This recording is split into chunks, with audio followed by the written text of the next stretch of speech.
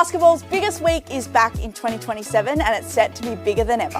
Hoops Fest is returning to Perth in January and is locked in for the next 2 years thanks to Virgin Australia. That means 10 games across 5 massive days at RAC Arena, featuring all 19 NBL and WNBL teams, with the game's biggest names coming together in one place in Western Australia. With the opening game tipping off on a Wednesday night, Hoops Fest 2027 starts earlier than ever before. Off the court, the fan zone will light up the city centre while Sneakerland returns to RAC Arena. So lock in your flights with Virgin Australia now, because from the 13th of January there'll be more teams, more games and even more happening at Hoops Fest Perth.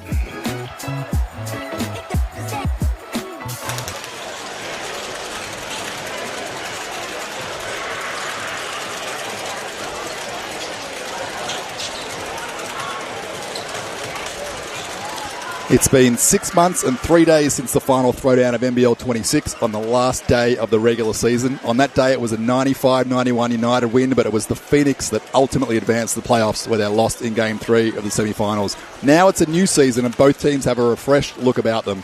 As the preseason rolls on, we continue to find out more about how each team stacks up, and that will continue into the Blitz starting in less than 2 weeks in Bendigo. But tonight, as has become tradition, it's a pre-season throwdown here in Melbourne's heartland, the State Basketball Centre. Tom Hirsch with you once again, and tonight I'm joined in commentary by a voice many will be familiar with and may even miss a little bit on NBL broadcasts. You know him as the GM of the NBL Next Stars program. I know him as a good friend. Welcome, Liam Santamaria. Evening, Hershey. Great to be with you, and great to be in the building. Good buzz in here at the State Basketball Centre for the pre-season throwdown. There have been some really good editions of this event over the last few years, so excited for this one ahead. Absolutely, and great to sit alongside you, Liam. And just as you said, last year United came from 22 down in this pre-season throwdown to win by 6. The year before, they went to double overtime until they settled it, with United ultimately winning 121-120. So I imagine we're in for another great show tonight. Both teams not quite at full strength, but pretty close, to be honest. So let's start firstly with the Melbourne United side. The one big name that's still not with the team in terms of suiting up tonight is Cole Anthony, their new import. He just arrived this week, had a couple of practices under his belt this week, but obviously not quite ready to ramp up into full game action. But Liam, what are you excited about with Cole Anthony coming to the NBL, and especially for this United refreshed team? Great pedigree. Obviously, 15th pick just 5 years ago in the NBA draft, a guy we've seen get it done at that NBA level. So coming in here at, just 26 years of age, plays an exciting brand of basketball. So shame we're not going to see him tonight, but we've got a whole season ahead of Cole Anthony in Melbourne United colours. And look, I really like this roster that they've put together. Obviously, Jacob Chan's first year at the helm. But, the way they've gone about constructing the roster, I really like the roster. And then they added Luke Travers. And to me, that was the piece that I think has put them into that upper echelon as we head towards the start of the regular season. You talk about the addition of Luke Travers, that caught many by surprise. And then they've also added Sam Wardenberg, Joe Ingles. You talk about the coaching change this year with Jacob Chance, Josh Aduro, the new man in the middle for them. A lot of people are calling this team the preseason favourites. How do you see it at the moment? I know there's still a few things to shake out across the league, but how do you see them stacking up right now?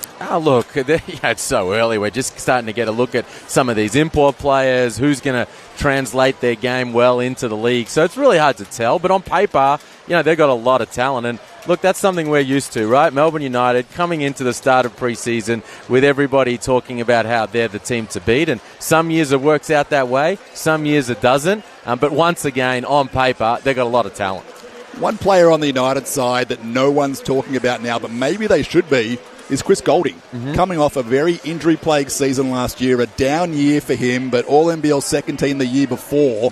He's healthy coming into the season this year, which he wasn't last year. How do you see him kind of elevating from what he was able to do last year, especially amongst this lineup? I'm fascinated to see whether his role changes a little bit.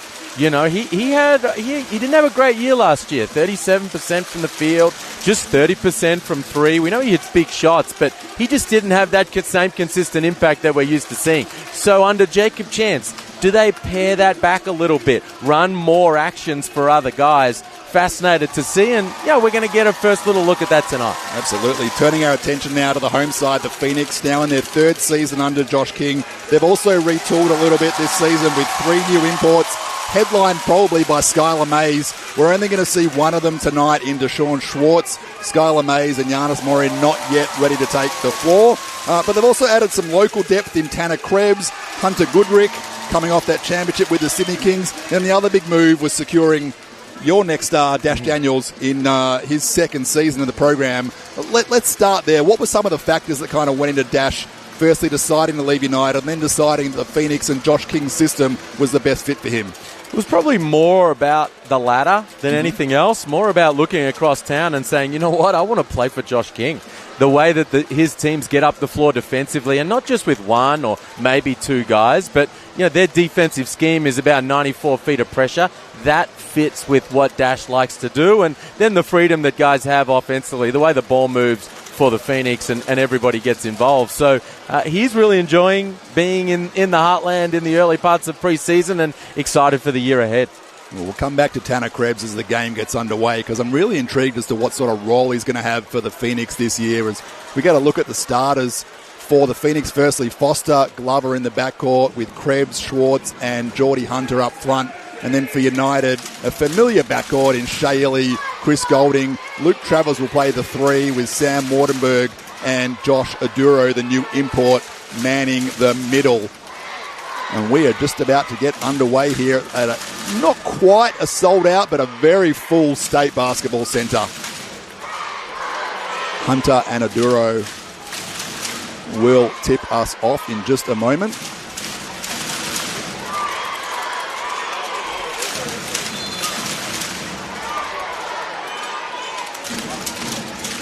It's United who controls the opening tip, wearing the blue, going to the left of your screen. Phoenix, of course, in their black and green.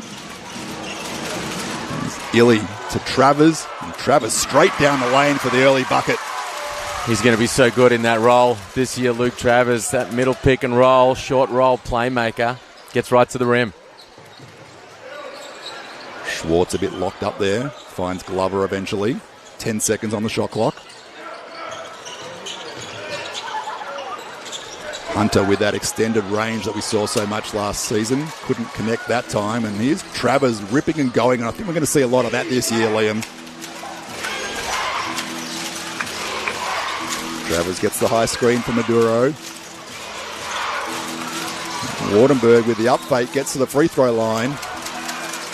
And Krebs secures the rebound for the Phoenix.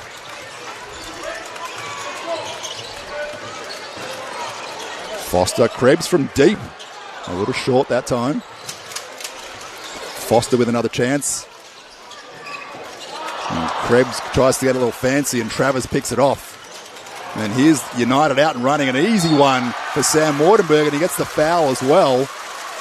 Nice kick ahead from Shaylee that time. Great find from Shaylee. Sam Wardenberg running that middle lane, and the push of the ball, very nice for Melbourne United. And down the other end, a little clunky offensively for the Phoenix these first couple of possessions. Foul was called on Deshaun Schwartz. Wardenberg completes the three-point play. Seeing some early full-court man here from United. Travers making life very difficult for Dan Foster. Just does beat that 8-second count. And there's the pressure. Great hands from Maduro, and Travers comes up with it. Wardenberg tries to throw it back, but a little out of control. Phoenix now looking to push the other way. Schwartz with the up fake. Wide open now from three. Couldn't get it to go, and the ball's going to go back to United. It's his game, though, Deshaun Schwartz. It's been interesting to see the Phoenix and their recruitment of imports, bringing in a bunch of guys with all kinds of international experience. Schwartz having played plenty in Europe. He's been knocking that three ball down. Golding wide open from Illy. And Dan Foster secures the defensive board. Foster thrust into a point guard role tonight. Can play a bit of that as he takes the straightaway three and knocks it down. First bucket for the home side. Not necessarily a pure point guard, Foster, but certainly does play that position. Krebs to Glover. Good straight up and down defense from Shaylee. Golding with a quick release from the corner, but no good.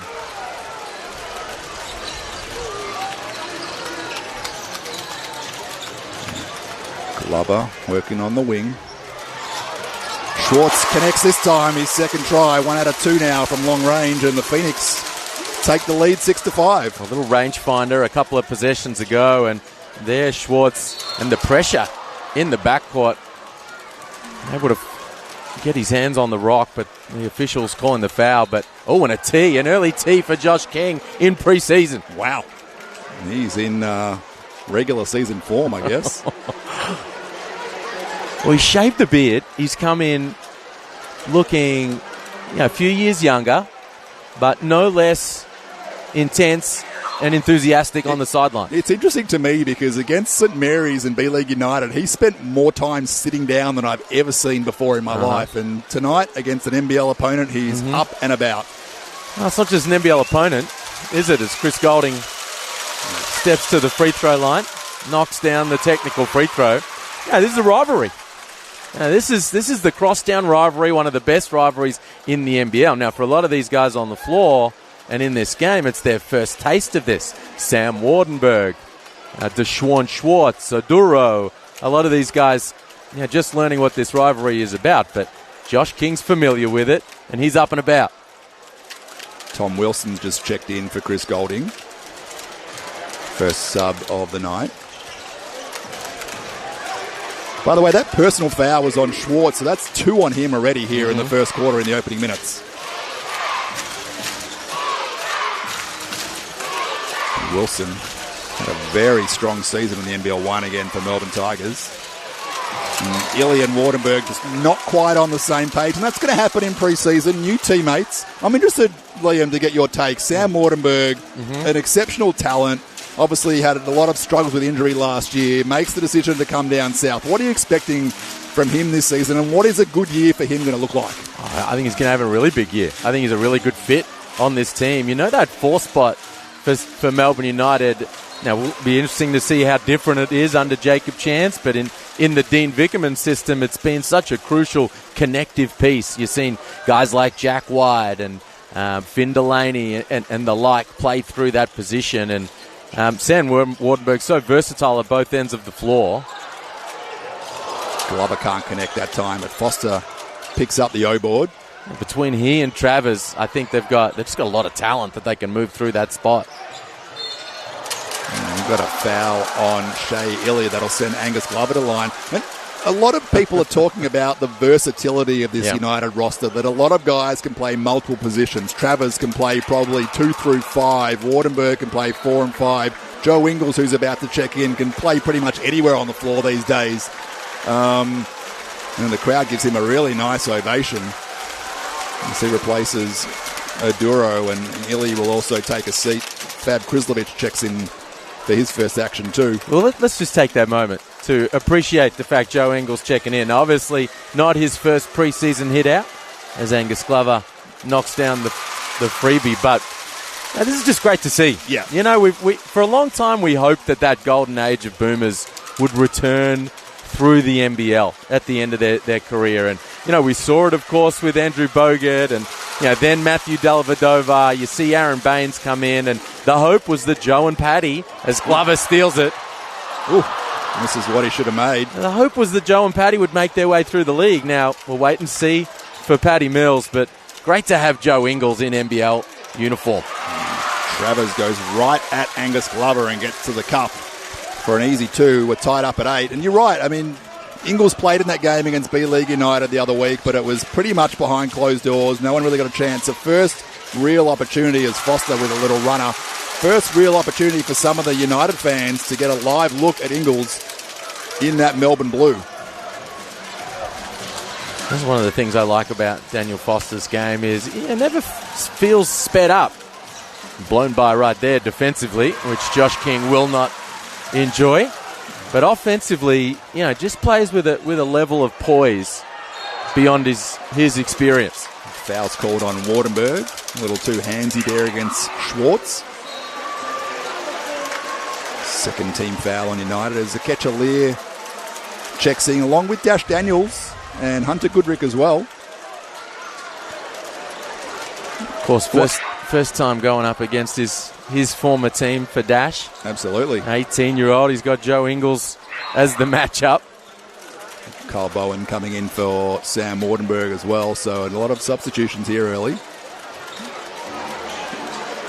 One thing that was evident to me, and you'll know way better than me, but one thing that was evident last week with Daniels against St. Mary's is he just looks a bit stronger up top and a lot more confident with ball in hand getting to the bucket as we see him try the 3-ball early. That's a tad short, and Goodrick gets to work on the O-boards and earns himself a trip to the free throw line. Yeah, there's no doubt he's taller, he's bigger, he's stronger, he's more confident. He had a tremendous off-season Dash working out with Wes Matthews, NBA veteran, a 3-and-D guy working on his all different elements of his game. And, he's coming in full of confidence. You saw his attack on the rim last week against the Marys, and right there, first catch. Joe Ingles playing him, giving with a little bit of a gap, and he rises up and shoots that thing with confidence. So I think there's a big year ahead for Dash Daniels. Couldn't agree more. Goodrick coming off an NBL 1 East championship with the North Bears, where he was teammates with Fad Krizlovic.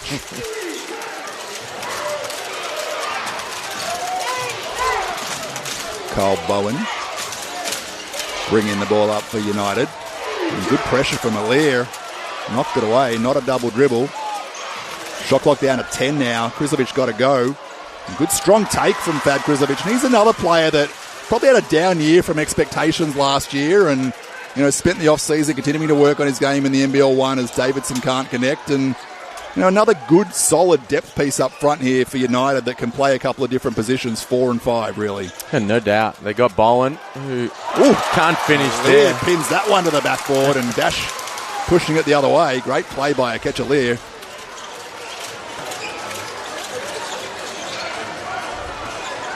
Glover now.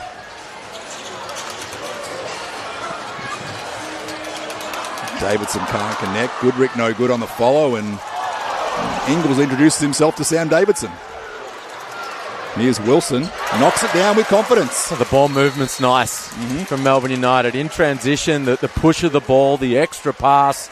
Yeah, they've missed a couple of open ones in this first quarter, but they're generating really good looks through making the extra pass. Do you think that's going to be a staple of the way they play this year with so many good kind of facilitators and passers on this team? You speak of Travers, Ingles, obviously you're going to have Cole Anthony, Illy, Tom Wilson potentially as a depth piece, but all these guys are good at moving the ball and getting others involved. It's a good point. I think, ideally, that's what they'd be looking for. Joe Ingles, Luke Travers, a bunch of guys, connective pieces who can move the ball.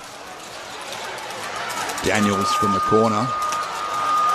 Travers pulls it down.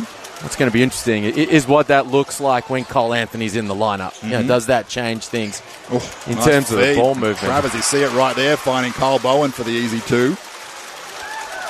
And Luke Travers, you said at the outset one of the players you're probably most excited to see in this United team. I don't think everyone realises how much he's improved in the last couple of years being with that Cleveland Cavaliers organisation, splitting time between the Cavs and their G League team, the Cleveland Charge. But he had a lot of responsibility on that G League roster and really acquitted himself quite strongly over there.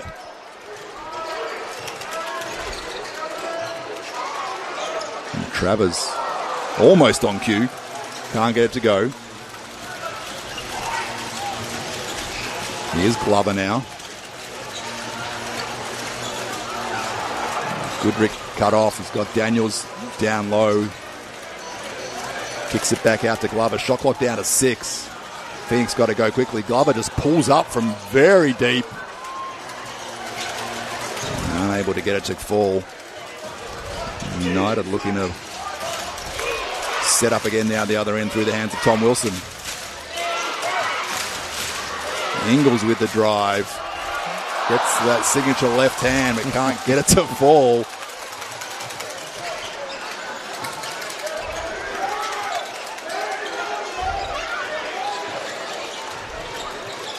Goodrick now in the corner. Daniels wide open again. A little short. How do you see that 3-ball of Dash improving from last year to this year? And we've seen some early looks tonight as Alier also can't get it to go.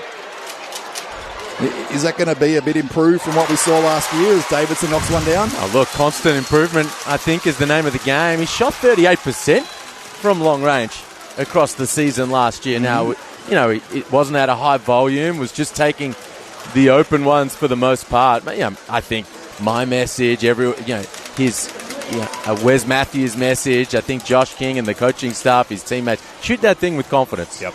Let that thing fly. A lot of open looks for the Phoenix these last couple of possessions.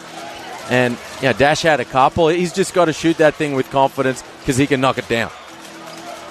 Jensen Bradkey, the unfamiliar territory with ball handling duties to help out that time. Ingles to Aduro, and he gets the foul called against Akechalier. Nice little two-man action there between Ingles and Aduro. And one thing about Joe Ingles in pick and rolls, he's going to make the right decision. And he's going to take his time doing it. Slow-mo Joe, in effect, these last few possessions. And look, I think that's going to have a good influence on the rest of the roster, right? Like, don't be in a rush. Play at your own pace. Make good decisions. Luke Travers, very similar.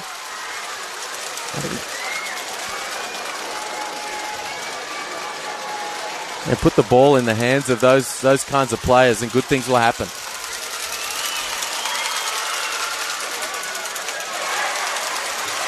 If you're Josh Aduro, someone, had a cup of coffee with the NBA last year, 3 games with the Pelicans, obviously trying to have a good solid year here and see what happens in future, you've got to love that you're playing with some of these guys like Ingles and Cole Anthony and even experienced guards like Shaley. Great for a young big man to help develop his game and just get some shots in the right spot, have a good impact. Golding gets that left hand, sold some candy on the way through the paint. United by 6. A minute to go here in this first period.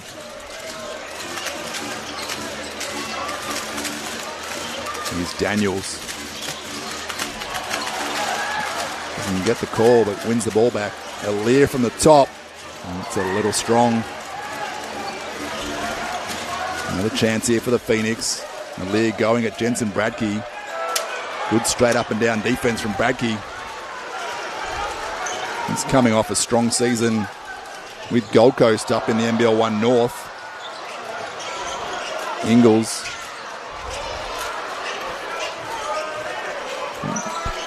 Back to Aduro now, down low. Working on Deshaun Schwartz. Daniels comes to double team, and we've got a foul, and that's against Schwartz. That's going to be number 3. You've got to look at the strength of Schwartz there defensively. Ended up picking up the personal. The third one, as you mentioned, he's going to check out for this final possession, but strong in the block there. Mismatched against Aduro, holding his position. 13.3 on the clock. Shot clock's turned off here now for United.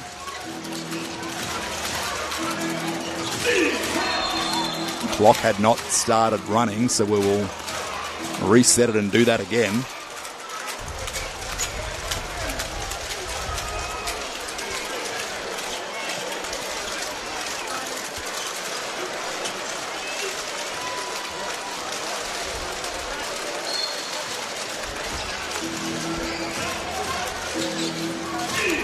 Illy.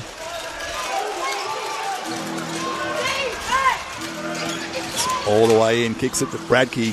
Golding now, tough, contested shot, and he knocks it down. Well, I'm not sure Daniels and Goodrick could have defended that any better, and Golding said, I don't mind, I'm still going to make it. That's tough. Quintessential Chris Golding there to end the quarter. Heads up play from young Jensen Bradkey, too.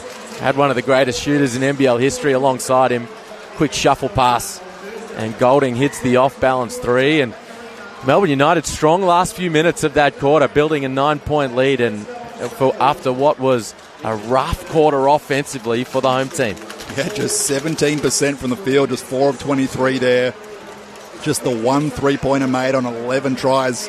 Sorry, that's 2-pointers, 3 triples on 12 tries.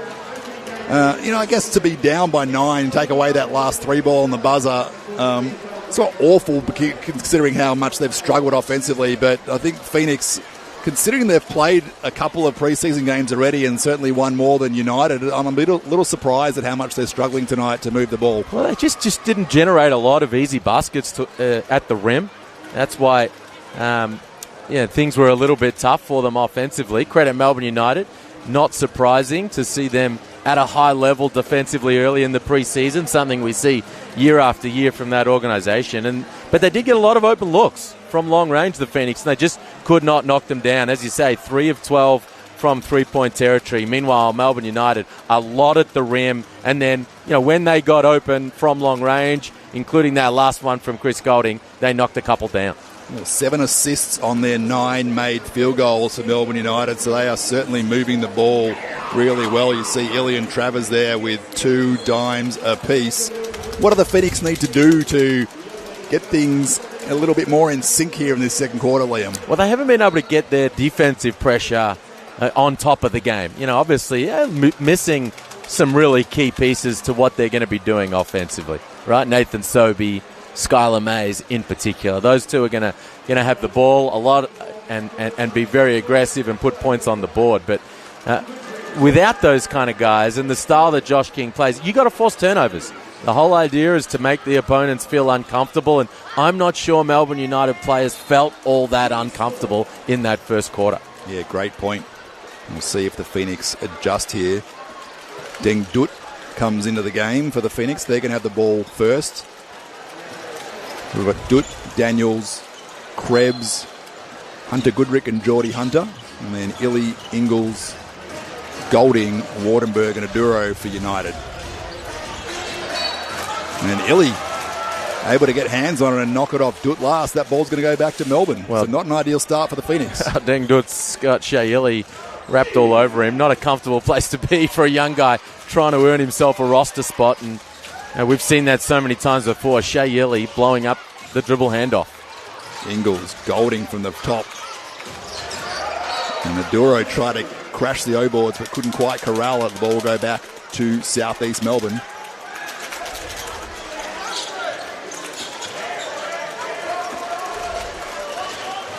Here's Daniels, guarded by Ingles. Probably the youngest and the oldest player on the court, guarding each other. Daniels goes at him and Ingles tries to get in front but reaches. So score that as a little win for Dash, I guess. Foul on Joe. Just his first. And Daniels will go to the free throw line for a pair. I like that from Dash Daniels. He's trying to get his flow going offensively. Joe obviously giving him looks from long range there. Dash putting some heat on the rim and challenging Ingles and the officials. I'd like to see him try to get downhill a little bit in the full court. He's the pressure release pass there in the backcourt, and he's got Joe Ingles in front of him. Put the afterburners on, attack the veteran, get downhill. No good from the free throw line. Illy looking to go all the way, but we've got a reach-in foul.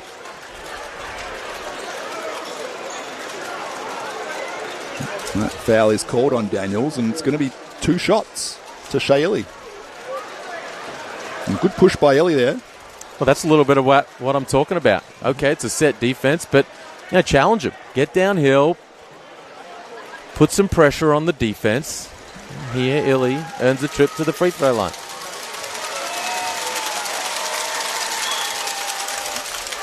Illy only played the 12 games last year, obviously missing a lot of time due to injury. He did shoot 83% at the charity stripe, though, in NBL26. Always been very solid and reliable from there.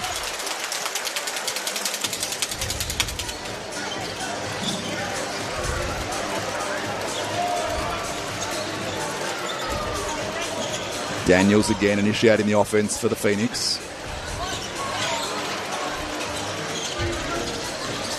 Wardenberg cuts him off. Shot clock down to 6 now.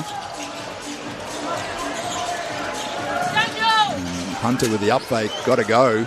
Oh, wow. Aduro got a piece of it. That offense was going nowhere, and Ingles, the kick ahead to Aduro, and Geordie Hunter breaks it up, and ball's going to go back to the Phoenix. A heads-up play from Hunter there. That offensive set was not very pretty. Well, they were trying to work their way through. They had the advantage, but they couldn't work it. I'd love to see Geordie Hunter get back to rolling to the rim a little more. We know he shot so well from three-point territory last season, and there's Dash Daniels bodying Joe Ingles to the floor. Good strong take from Dash. That's where he's at his best. And Wardenberg coming back the other way. Nice little dump off to Aduro. He gets the easy two. Daniels now pushing again in transition. Krebs in the corner. Still can't get it to go.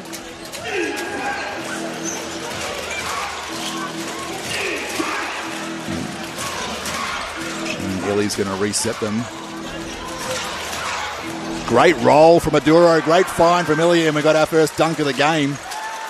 And I think that's going to be Josh Aduro's role this year. No pun intended, but that high pick and roll action, with so many willing playmakers as we spoke about, if he rolls to the right spots, he's going to get a lot of easy looks like that through the course of this season. Hunter, some fresh air on that one. And Ingles finds Aduro again and couldn't quite get that one to fall. Golding getting called for the foul, trying to slow down Dash Daniels. They dodged the bullet there, the Phoenix in transition. Great find from Ingles, and Aduro missed a bunny. In the previous possession, it was Hunter firing away from long range again. You're talking about, where guys are at their best. A couple of years ago, Sydney, Geordie Hunter, his first year at South East Melbourne as well, he was one of, if not the best, pick and roll bigs in the league. One of the best threats rolling to the rim off that dribble handoff or pick and roll action. And I just get the feeling like maybe he's lost a little bit of that as he's turned himself into a little bit more of a pick and pop threat. Yeah, it's a good point. Maduro, shot clock down to 6. Lets it fly from the mid-range. And Goodrick cleans it up. Goodrick puts the spin moves on, hits Krebs in the corner, and he finally gets one to go. Nice from Krebs. No dip three. Quick release. Knocks it down from the corner. First bucket of the night for Tanner Krebs.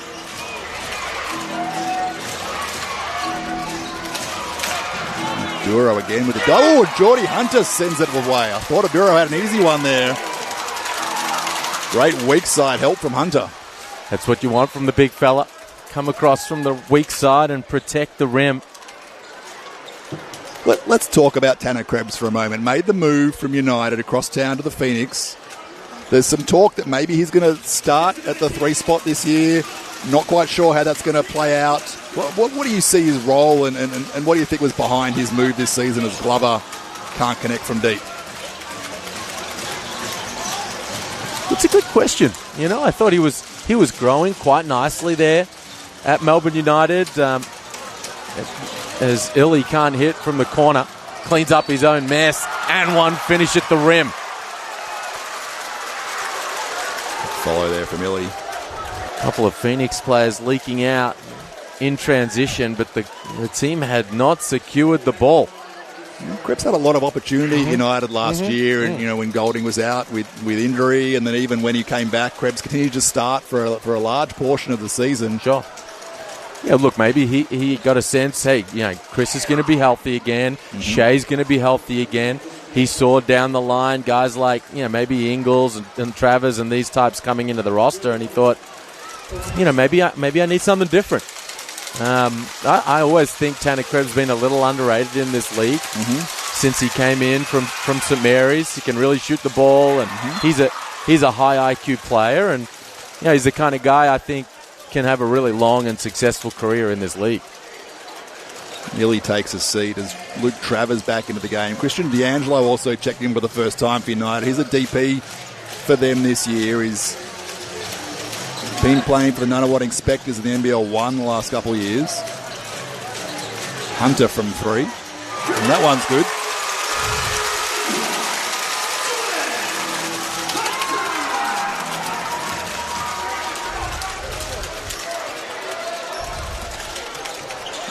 United still lead by 10.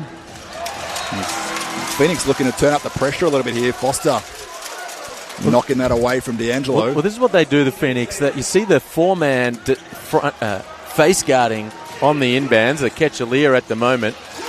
They identify the ball handler they want to keep the ball out of.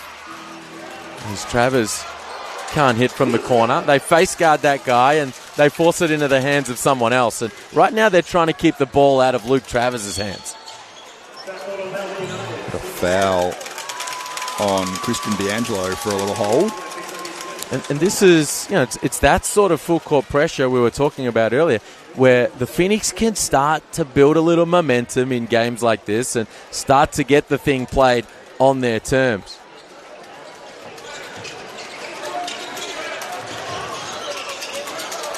Krebs from deep from the handoff from Glover, no good.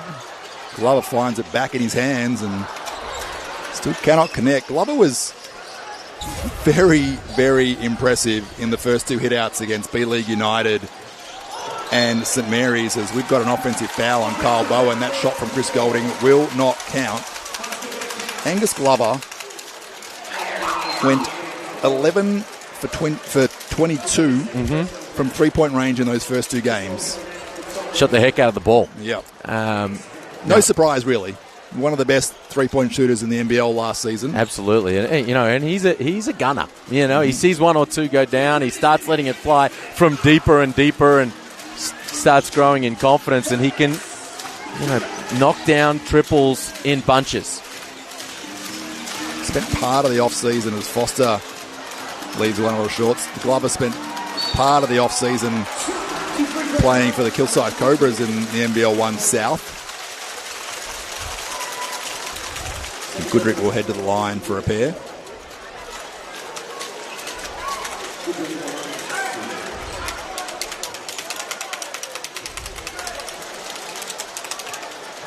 Obviously coming off the best season of his career, Angus Glover winning the Sixth Man of the Year award.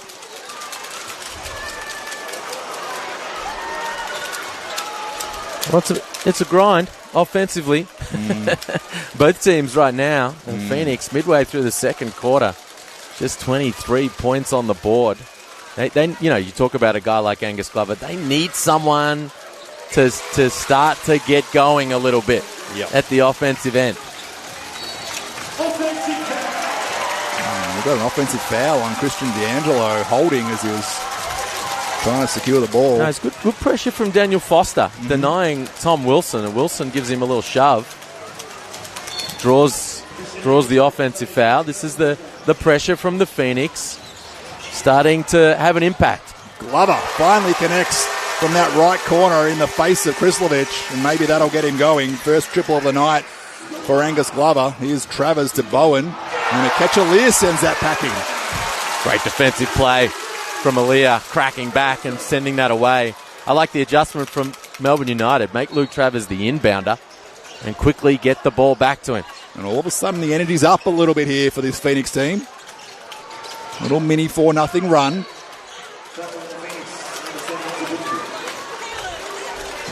We saw this Melbourne United use that same strategy against the Phoenix last season with Finn Delaney. Make that guy the inbounder and then see if we can get him downhill against this Phoenix pressure.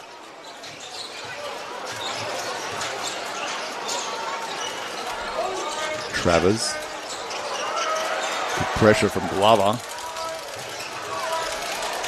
Shot clock down to 3. Travers had to go and made something out of nothing there. Extends the margin back to 8 for United. Glover gets into the paint and draws the foul as Krislovich was coming over to help. That's where they've had some success, the Phoenix. They haven't had a lot of success offensively in this first half, but when guys have been aggressive, the rip and the attack there from Angus Glover, they've been drawing fouls. Fouls on Ingles, fouls on Travers right there. I'm sure that'll be part of the message from Josh King. Don't just get trigger happy from long range. Put some heat on the rim. These will be free throw attempts number 9 and 10 for the Phoenix in the first half. Sam Wardenberg checked back in for United.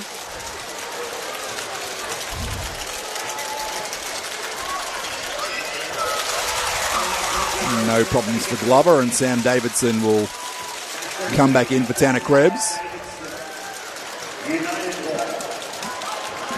And Phoenix right up and in here, full court.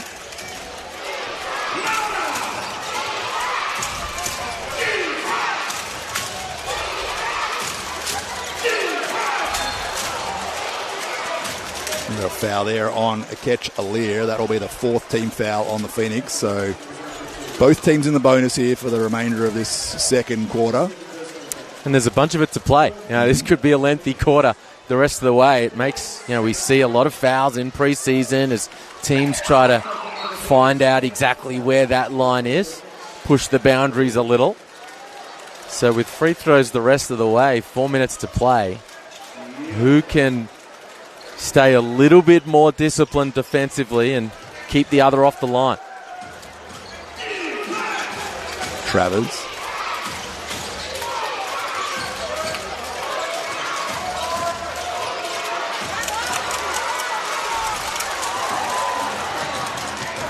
Davidson goes all the way and takes it right at Luke Travers and gets the and one. Okay. It's going to be the second on Luke Travers. Yes. Impressive. Sam Davidson's got some sneaky hops. He had a two-handed, 2-foot dunk against B-League United the other week that no one was expecting. All right. Well, we saw him right there. That was a very impressive finish. The great kick ahead from Angus Glover, and Sam Davidson looked up, saw Luke Travers, and said, I'm taking you right to the rim. Absolutely. Davidson, who plays in the off-season NBL 1 South, the Dandenong Rangers.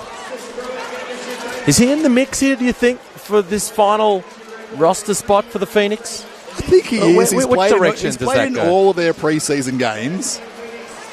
Look, they've got one local roster spot left. I've been trying to figure it out. I'm of the view that they don't have a lot of depth of pure point guard talent. Okay. They have Mays, obviously. Yep. Sobey can play point guard. Foster can play point guard. Glover can play a little bit of point guard. Dash can play a little bit of point guard. But in terms of pure point guards, for some of those guys, not always their preferred position. So is that a spot that maybe they target just to have some depth on the roster just in case? Or do they want a little bit more depth up front as well, where they're not like super, super deep at those 4 and 5 positions? So I'm not sure, but I don't know who that would be from a local roster spot position in the front court. Yeah, look, sometimes you can have that third string point guard as a DP, and you can have that depth in the position in that way. But, if you've got your DPs sorted and maybe the 1 or 2 guys you're looking at are outside of that DP age range, you might have to roster that guy. Yep. Well, Davidson and Deng Dut, who have both played all for the preseason games for the Phoenix, as the pressure again creates a turnover. Wilson can't control it. Davidson and Deng Dut, both 25 years of age, so you talk about that DP age range, and that may be a consideration, and it's probably an opportune time to say that at halftime we're going to be joined by the GM of basketball operations for the South East Melbourne Phoenix, Simon Mitchell, is going to stop by to have a chat with us, as I think Wardenberg got a piece of that. The referees thought otherwise. And United ball, did he not tip that? Well, I guess not. Jordan Hunter would certainly like us to think so. I think. 3 officials thought otherwise, and they're a lot closer to the action than I am, so I'll take their word for it. Meanwhile, Phoenix have cut this to a 3-point margin after trailing by 10 a little while ago. D'Angelo looking for Wardenberg. Good pressure from the Phoenix to swarm on him and come away with a turnover. And Hunter Goodrick again putting in work on the defensive end. Davidson a little too quick on that 3-ball attempt. D'Angelo with a nice little Euro finish, getting back to that right hand. Well, they're 6 from 24 from long range, the Phoenix. It might be just getting close to time to put that thing away. Glover slices his way to the cup. Put some heat on the rim while your opponents are in the bonus to close out the half. No good for D'Angelo there, and Glover looking to push the other way. Kick ahead to Hunter. Geordie Hunter can't get the roll, and that's been that kind of night for the Phoenix. They're now 4 of 16 from 2-point range. Wardenberg with a nice strong take. Sam Wardenberg now up to 5 points.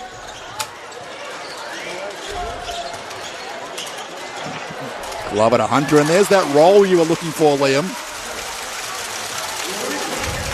A good finish from Hunter. Got to the reverse. Krislovic. Well done from Goodrick. Heavy contact into the chest and an offensive foul.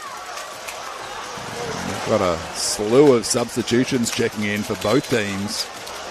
Illy, Ingles, Aduro in for United. Daniels, Krebs.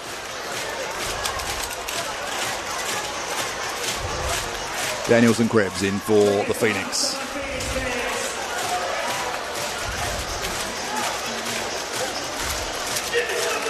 Three-point game, 2 minutes to play.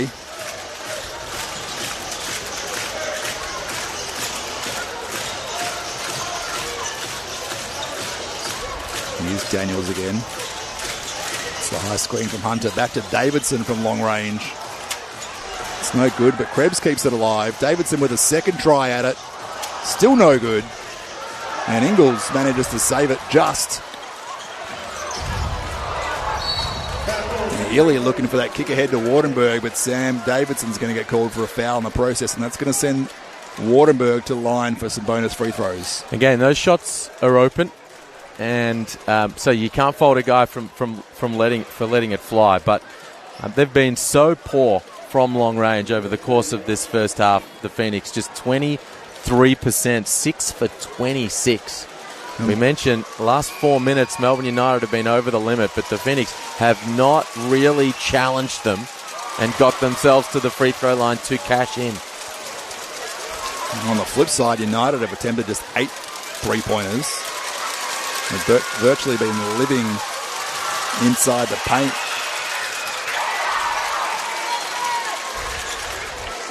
Which would really please their coaching staff. You know, Jacob Chan sitting this one out, Dave Barlow at the helm, but their execution, the shot profile for Melbourne United across this first half has been very healthy.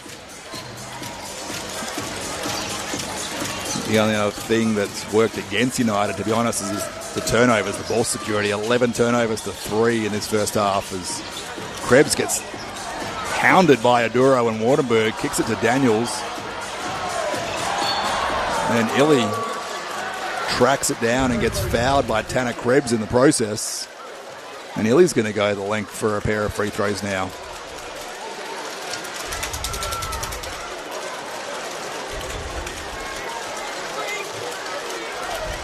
It's the first personal on Krebs.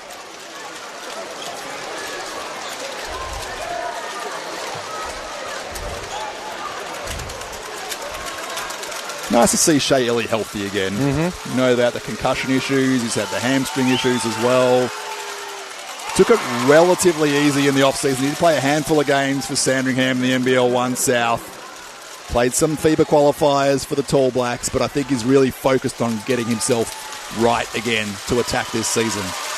And we know that when he's healthy, what a menace he is and how important he is to this United team. 2-time Defensive Player of the Year, of course.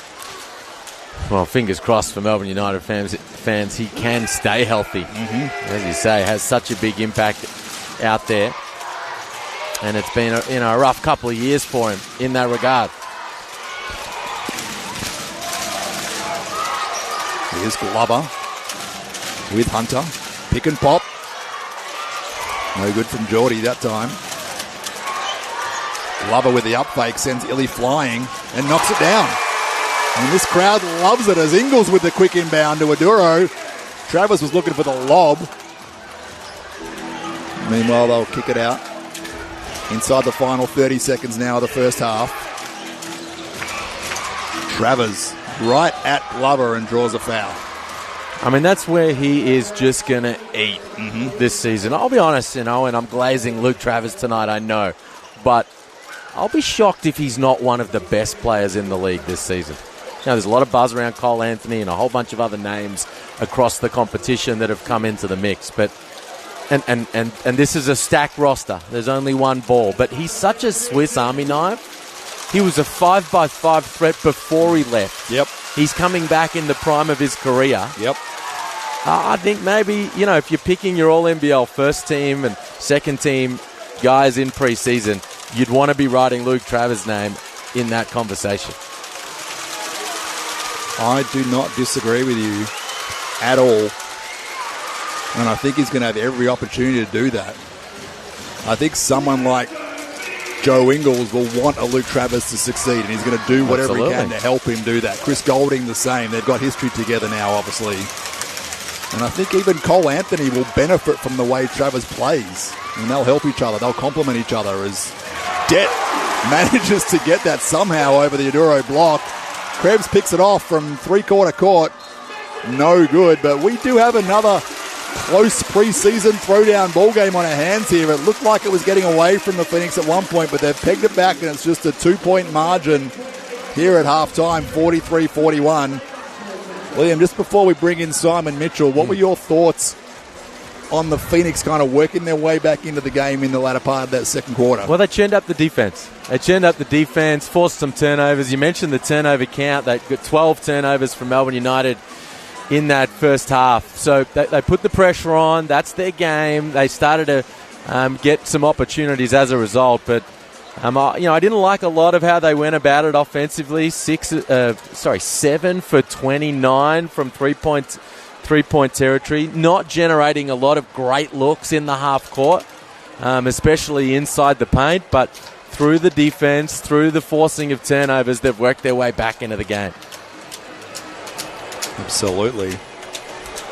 We're going to bring in Simon Mitchell now. Just a moment. GM of basketball here at the Phoenix.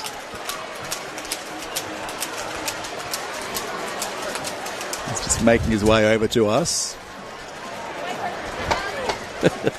I've got his attention.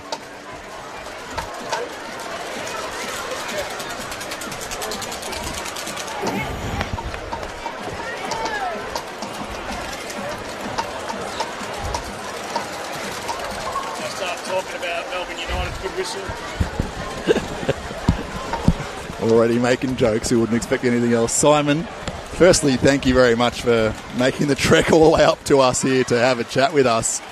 We really do appreciate it. But I want to start with forgetting what's happened so far tonight. It's, you guys were really close to making the grand final series last year for the second straight year. You've had Josh King at the helm now in his third season, second full season in charge. The identity of this team is pretty clear. What was the kind of priorities for you and Josh heading into this off-season in terms of retooling some of these pieces? Yeah, we did a pretty extensive exit process from last season, going through with all of the players, trying to find the one percenters that we could do better as an organisation as well as a team. And we've identified some, but not as many as we would have liked. So we've had to dig really deep in the off-season through video and whatnot to come up with where we need to get better. I think we're a great pressure team up the floor, and we do a very good job of winning the possession count. But we need to be a sturdier team in the half court at both ends, both scoring in the half court and also our ability to defend the half court. And I think that's been the priority for our direction in this season. Well, I wanted to start with, before we get to the imports, with some of the local core that you've brought across. We'll come back to Dash in a minute, and Liam and I have spoken about that a little bit. Obviously, I've had his thoughts on that. But Tanner Krebs was an interesting one to me in terms of his decision to make the move across town from United to the Phoenix. And, I don't know where it's going to play out with Josh as the preseason continues, but there's been some chatter about whether his role may be the starting three on this team, whether he'll come off the bench as he did for the most part at United. But what was kind of your thinking in adding that piece? And I guess also, what did Tanner want out of that move coming across to the Phoenix? Yeah, well, he's a pretty good player at Melbourne United. He was been playing behind for the last few years, and I guess that maybe to step outside of that shadow a little bit and spread his wings. From our perspective, we're getting another high-level shooter, a rangy defender, a high IQ guy, and someone that we've thought for a couple of seasons now would fit very well into the structures of what we try to do here at South East Melbourne. So it was kind of a no-brainer for us to throw a rod in the water and see if we could get a catch. And we got a couple of nibbles, and that turned into a reeling him in. Fantastic. Speaking of throwing rods into the lines into the water, the crew threw a few of them out in that first half and didn't land many. 7 for 29 from long range. What did you make of that first half? Yeah, look, I think it was either some extraordinary defence from two teams or a little bit of rusted offence. I think it's pre-season and we'll eventually find that balance between we're an aggressive three-point shooting team and we're not going to hide from that. 29, 7 of, probably not where we want to be just at the moment, but we're missing a couple of key guys out there in Skylar Mays and Nathan Sobey, who are going to be guys who put it on the floor, put some heat on the rim, and that'll change up how we look a little bit on that front. But we let it go in the last game against St Mary's too, and a little bit of a sweat breaking out on the brow. Thinking, maybe get some heat on the rim here and get ourselves to the free throw line. But it's very early days at the moment, so I'm very encouraged by both teams, to be honest. Melbourne United as well, just very encouraged by the intensity out there tonight. And for a pre-season game this early into pre-season, and a few bodies missing, there's a genuine hunger. We don't like each other. I think that's pretty well publicised. Yep. Even for pre-season, you can feel there's a little special intensity out there tonight. And Mitch, we were talking about a little in the first half. Look, he's not on your squad, but Joe Ingles out here in an NBL uniform. We were talking about that group with Bogert and Daly and Baines and Paddy and Joe that was so special in the green and gold for so many campaigns. And the fact that we've seen so many of them come back into the NBL must be pleasing to see Joe Ingles running around here at the State Basketball Centre. Wasn't too thrilling, to be honest. Look, it is great that these guys who have done so much for Australian basketball on the international level, and Joe in the NBL in his prior life of a basketballer, but to come back, and he's made it quite clear that this isn't a one-year gig, that he wants to contribute for a number of seasons. And look, that's great for Australian basketball. It's great for Melbourne United, but it's great for the NBL as a whole. And even just when he touched the ball out there, there's quite a few extra cheers for him. And we'll see that stop pretty soon, I hope. One of your new faces is Skylar Mays. Had a lot of publicity. It's the big signing for you guys. Obviously, Owen Foxwell moving on, and you haven't had an import at that point guard position for a couple of seasons now. How did that kind of come about, the conversations with Skylar? And I know we're still kind of waiting for him to ramp up and start taking part in the pre-season, but what are you expecting out of him this year? Skylar's a really highly skilled player. He's high IQ, he makes good decisions, he can defend up the floor.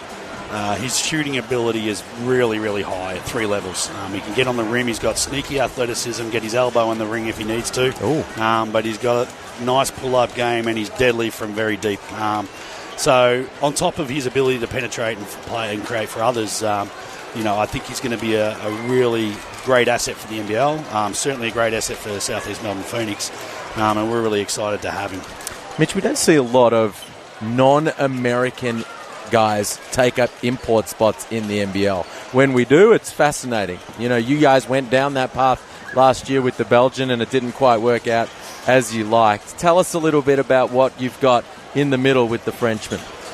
Yeah, so we've still got one position to sign, but we had 2 positions and we weren't really sure which direction we were going to go in. We're going to have a guard and a big. That's all we really knew. I think the feeling amongst myself and the coaching staff was we're probably leaning into maybe going with 2 Australians and having an import up our sleeve in case of an injury during the course of the season. But I guess Giannis kind of fell in our lap to a degree. it was just one of those situations where he played with Brock Modem last year and Trey Cal in Japan. Those guys were watching the NBL games, and he's kind of sat down with them and started watching them, and he's like, geez, this league's pretty interesting. I could get into this, and and he put his hand up to his management and say, hey, can you find me something in the NBL? And we got the call, and we had a position open, and I think we were the only team maybe with an import big position open. And what did you see when you dove into the tape? Yeah, look, we really liked him. He's long, he's athletic. He can play the 4 and the 5, but we see him mostly as a 5 on our squad. The first thing that caught my eye was his ability in the short roll game to locate guys. Okay. Now, it's probably not the sexiest skill out there, but with the number of shooters that we've got, his ability, his unselfishness, but his ability to find those guys and willingness to kick that ball early, I thought, all right, there's something that we can really work with. And then you see his length at the defensive end, his rim protection, and there's a lot of traits that we could really use. And we were able to make the deal work. We're really, really fortunate, and we really look forward to getting him on the floor, hopefully next Thursday. I did ask Brock Modem about him when you guys signed him last week, and he said he's a really good guy. He's a good athlete. He's a good defender. He can score, and he said he thinks he'll really help you guys. So, again, it's a nice piece for you guys to have, as you said, fell into your lap, maybe a bit unexpected in terms of what you'd planned, but always good to have those guys that can give you a bit more depth up front and a bit more versatility. How do you see the role working between him and Geordie Hunter this year? Has that kind of been figured out yet, or is it still a bit too early to tell given you haven't really got him on the floor yet? Yeah, well, he hasn't done a full contact training session yet, so it's probably a little bit to discover. Okay. But look, I think it creates an internal pressure, which I really enjoy and I like. And like Geordie's a competitor, and he'll see that he's got a guy who's highly capable join our roster, and hopefully that sort of gets him going. And look, any time you can get depth of talent and a little bit of internal competition, it's really good. And the other thing I'll add too, you mentioned bringing in a European, Liam. Yeah. And, I love it. Like, he just brings a different perspective of the game, a different culture. He's brought his partner out as well, and she's lovely. And we it's just to integrate different perspectives into our organisation. There's nothing but positives there, and he's an absolute ripping bloke. Nice. Just quickly, Mitch, before we let you go, and thanks again for joining us, what are you and Josh thinking in terms of that final roster spot? Have you got any idea what position you really want to target with that yet, or are you still going to kind of wait and see how things play out a bit further in this pre-season? This probably isn't the hottest take, but there's a couple of guys down there in uniform wwho are really pressing for that role. Yep. And we're going to give them every opportunity to battle it out.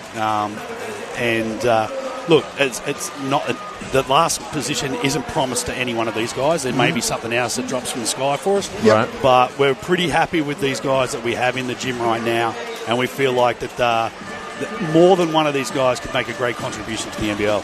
Fantastic. Well, Simon Mitchell, really appreciate you stopping by. Morning, Mitch.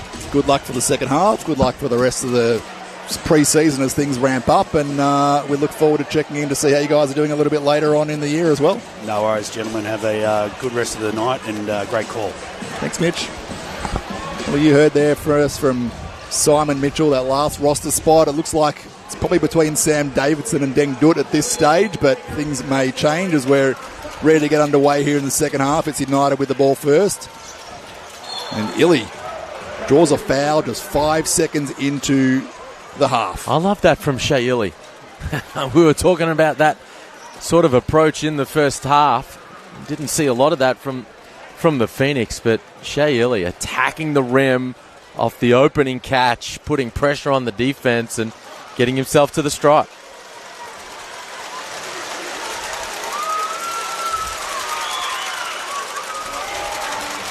No good on the first.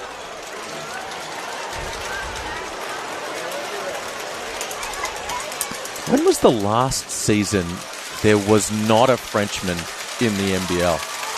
That is an excellent question. It may have been a while ago. You've recruited a few of them I've brought the a last couple few in. years. Yeah. It does. I do like that. It does bring a different flavour to the league. You got Velichka up in Brisbane this year as well, True. the Lithuanian point guard, which we don't see a lot of in terms of European guards. Who was the last Lithuanian in the league? That would be the guy in New Zealand whose name I'm forgetting. Mantas Rubstavicius. Correct. Modi Mayor was his head coach. Love the way those guys play, the Lithuanians. Fits really well within this style, this culture. Schwartz. I think Wardenberg got a piece of that one, and Hunter fortuitously cleans it up for the Phoenix, and we're all tied up, Liam. No, they're the hardest possessions to finish defensively, an air ball. So often they end up being an offensive rebound, and right there, Hunter takes advantage. Golding wide open from the left wing. Duro battling on those O-boards, and we've got a foul, but it's on the floor, says Josh Durant. No basket. Was that on Schwartz? It was not. On Geordie Hunter for some head contact. Sigh of relief from Schwartz, who thought he had his fourth a minute into the third term. It is the second team foul against the Phoenix already, though. Just a minute into it.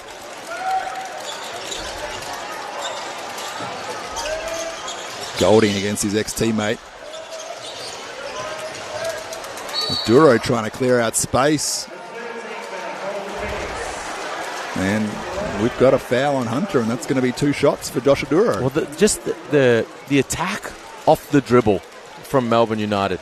It's clearly something that they continue to speak about at half-time. Illy comes in, gets 2 feet in the paint, gets to the free throw line. Here Aduro rips it through and drives Geordie Hunter. They're drawing fouls. They're getting paint touches. They're getting high percentage shots at the rim, and it's shooting a bunch of free throws. What have you made of your first look of Josh Aduro here tonight, Liam? He's been active. He's been active defensively, especially a couple of blocks in the first half. He's knocking down his free throws. He's 4 of 4 from there now. What have you made of the way he's played so far here? Yeah, I like his energy. As you mentioned earlier, Hershey, he's a role player on this group. So you don't want him coming out here and jacking up a lot of shots as Travers rejects Foster at the cup. Golding with a nice find. Travers can't clean it up. A couple of bunnies missed there for United, and Foster looking to push the other way. Schwartz gets to that left hand, loses control in midair though. It's just not working at times for the Phoenix tonight, as Wardenberg with the nice kick to Illy in the corner. We've got a lot of up and down action here, but not a lot of buckets.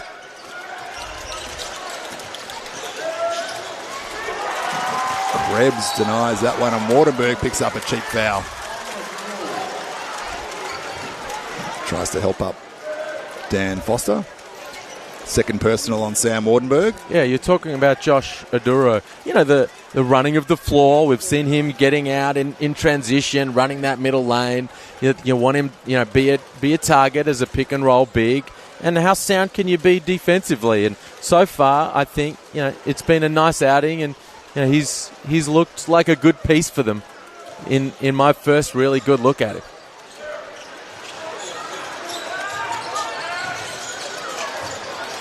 Glover with a quick release from the left, in and out. Travers what a pass. With a beautiful find for Illy. Oh, wow. And one. Luke Travers, the defensive rebound and exquisite thread of the needle in transition to Illy. It's that vision we talk about, that playmaking ability of Luke Travers that makes him so versatile. Oh, yeah. Well, he's a couple of minutes away from a double-double. And then, you throw the dimes, the steals, the blocks into the mix. He's having a huge impact. It's his third assist. He's got 8 points, 9 boards, 3 dimes, 1 steal and a block. No surprise, Luke Travers doing a little bit of everything out there for Melbourne United. Margin back out to 5 now. Foster works down low, and I think Travers may have got a piece of that one too. Oh my goodness. Again, Luke Travers. One hand, live dribble, full court bounce pass. And, he's just tearing things apart out here, Luke Travers, at both ends of the floor. He certainly is, and we've got a timeout to the Phoenix. And I think Josh King's going to need to find a way to get the ball out of Travers' hands and at least slow him down in transition. Well, it starts with, what's your shot profile? What kind of looks are you getting offensively? And, in small guards attacking Luke Travers and trying to squeeze it past him at the rim, that ain't it. He's so long, he's so mobile. They've got to move the rock. They've got to get the ball through hands, get some, a little bit from side to side and try to get some better looks at the rim. Geordie Hunter as a roll man, something I'm hoping to see a little bit of. I think that'll be some of the frustration. You don't see a lot of timeouts from Josh King about the offense. He's always so much I'm going to coach the heck out of the defense and let you guys have some fun offensively. But I wouldn't be surprised if in this huddle he's talking about, look, let's get some better looks at the offensive end. Absolutely right. Just on Travers. Again, take it with a grain of salt, but against B-League United, his first hit out in this preseason, 19 points, 12 boards, 6 assists, 9 of 12 from the field. Fine. Last 2 years across the G League, 36 games for the Cleveland Charge. He averaged 17 points, 9.6 boards, 6 assists, 1.6 steals, 1.3 blocks. And like that all-around talent. Yeah, look, plenty of guys will score more than Luke Travers this season. No one will fill out the box score. No.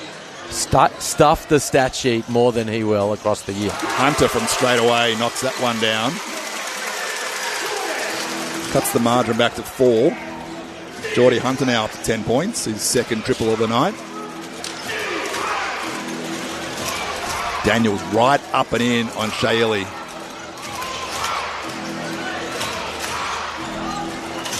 Golding now, shot clock down to 6. Good 3 D. up fakes, great D from Krebs. And Daniels is going to get called for a foul down low. Pushing off against Illy. How many times has Krebs defended that move at training over the years, do you think? Stayed on the floor, didn't he? He knew what was coming.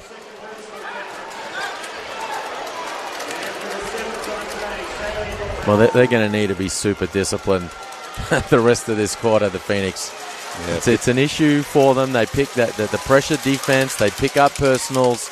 But 5 fouls here in the first 3.5 minutes of the third. Every chance Melbourne United just live at the free throw line across this next 6.5. Illy goes 1 for 2. Battle for the ball. Aduro comes up with it and he gets an easy bucket. Deshaun Schwartz just couldn't quite clean it up. Not what Josh King would want to see. And he looks visibly frustrated right now on the sidelines.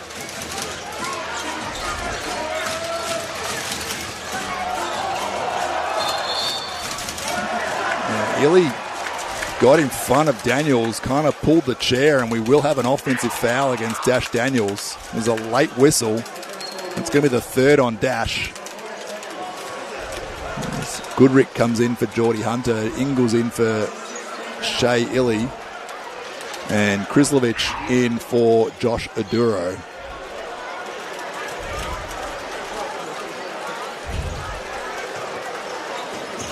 If you're Josh King, do you mind that play from Dash, or you just let him play through it? You like the aggression?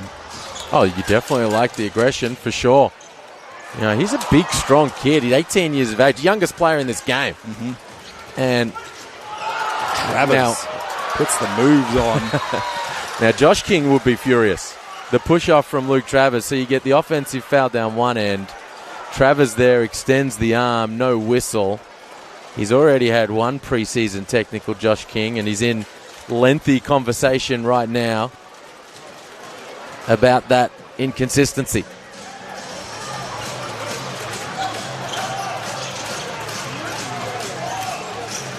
Here's Daniel Foster. Dash from the right wing, a little too strong.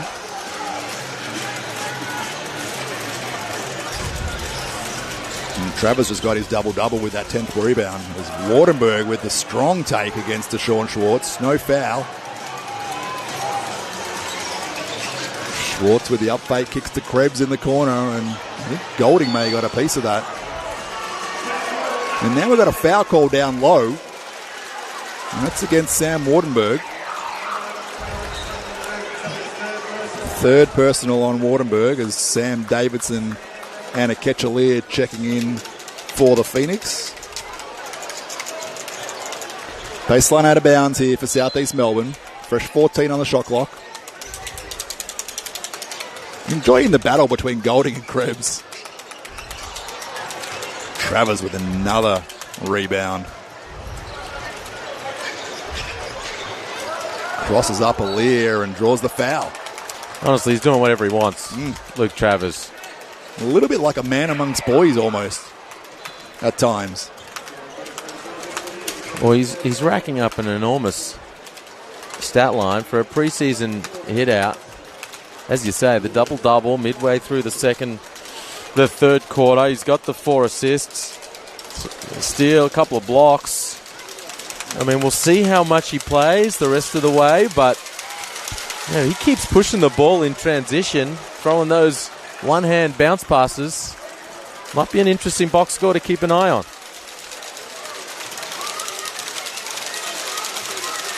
Seems to be able to get to whatever spot he wants to get to on the floor pretty easily.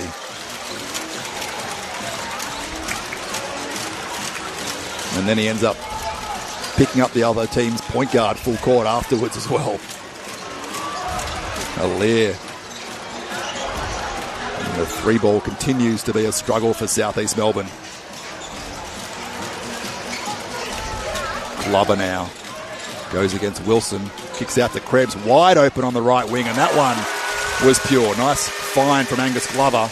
Well, I think that's a much better shot, to be honest, than a lot that they've hoisted up, because 2 feet in the paint from Glover, paint touch, kick out, open look. Now, speaking of open looks. And 2 feet in the paint. Yeah. Luke Travers getting right to the rim on the regular.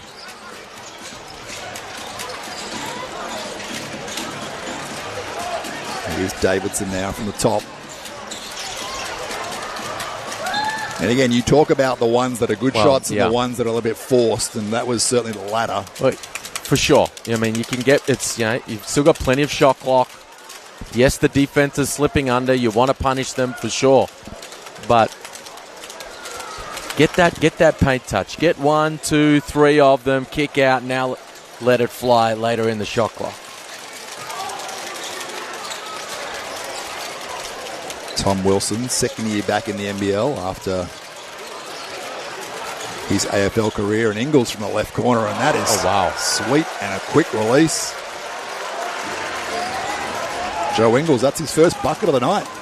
So that's at 13 now, and you can hear the home crowd just getting a little restless as they feel this preseason hit out slipping away. Alier no good. Krizlovic with a big rebound. And he's pushing the other way.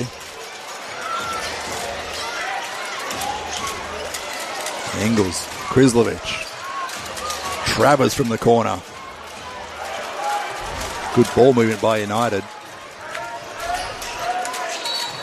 And Tom Wilson's going to pick up the foul there against Angus Glover. That'll be the third team foul on Melbourne. That's pretty from Joe Ingles, wasn't it? The 3-ball in the corner. Is he still the all-time leading 3-point made guy for the Utah Jazz? That's I don't know. I'd have to look that one up. Yeah, I know. I wasn't expecting I don't have the one written down on my bingo card tonight. Off the top of your head. We can find out. But I'm saying he was at one stage. I think he still might be. That's a big-time record to hold. Oh, yeah. Good defense from Bowen on Alier, and Daniels knocks down the wide-open 3 and throws his hands up in the air as if I finally got one to drop. But again, off a paint touch and a kick, a better look is D'Angelo from the left corner. Well, meanwhile, Melbourne United, I mean, their juices are flowing. They've got that feeling right amongst the group now. They're hunting 3-point looks. It's just their 4th of the night, but they haven't shot many. Davidson no good. Daniels back to Davidson, and Krizlovic Going to be called for the foul coming over a tad late there. He thought it was clean. Josh Durant thought otherwise. Second personal on Fab Krizlovic. Now in his second year at Melbourne United. And reunited with Jacob Chance. We spoke about the shot selection a couple of possessions ago, but you love the energy from Sam Davidson. He's giving them a little bit of electricity off the bench. Now he checks out, Deng Dut comes in as he tries to make an impression, but good minutes there from Sam Davidson overall.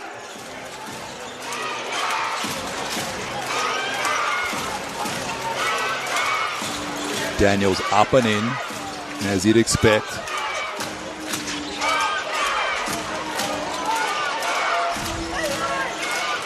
Wilson now probes baseline, gets that left hand but couldn't finish. And Goodrick cleans it up and the Phoenix are off and running the other way. Glover with a little hezzy move. And nowhere to go in the end though. And he got caught in the air and turned it over. Just the fifth turner over the night for the Phoenix though. That's one area of the game that hasn't really bothered them. Ingles from the right wing. And Krizlovic works on the O-boards and draws a foul on a catch of there. Great work from Fab Krizlovic down low. Strong work from Krizlovic, as you say. Fifth board now for Fab. Coming off a grand final MVP performance. Mm-hmm. That shout out the North crew in NBL 1 East coming up with the title. Krizlovic, Hunter Goodrick, Wani Swakala Bullock. Quite a stacked lineup there. Well, I watched crew for the North Bears. I watched a great game mid-season between North and the COE. When the COE, before they lost all their guys and they had their full stack lineup, the young fellas got the win on the road that night. But it was a fun one. They put on a good night's entertainment there in the suburbs of Sydney, and great congratulations to them taking out the title.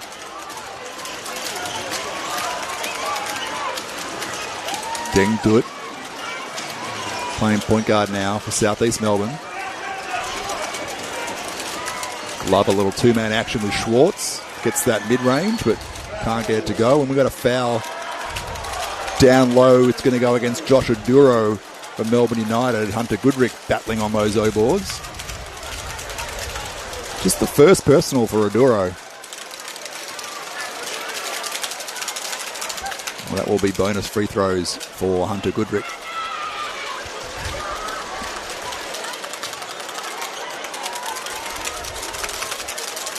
And that grand final win that you were just speaking about, he had 16 points and 9 boards.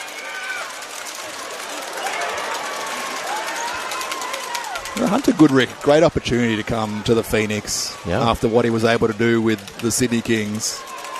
Playing as a replacement player for much of that season, got a chance to taste the championship and now gets to come here and play a real role, a real consistent role. And I like the way he's gone about it so far. He's just a workhorse down low, is Hunter Goodrick. A little undersized, but doesn't stop working. No, for sure. And you love having those guys on your roster. An NBL so he's currently an NBL and an NBL 1 champion. Correct. That's a good place to be. It's not a bad place to be at all. Foster in, Daniels out. Couple of bonus free throws here for Josh Aduro.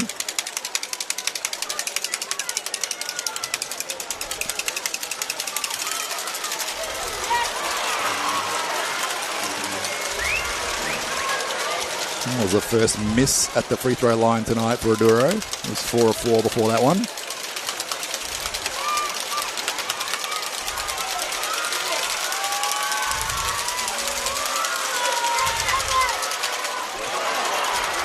That would have been burgers in the regular season, but not here tonight, unfortunately. You hungry, Hershey? A little bit, a little peckish.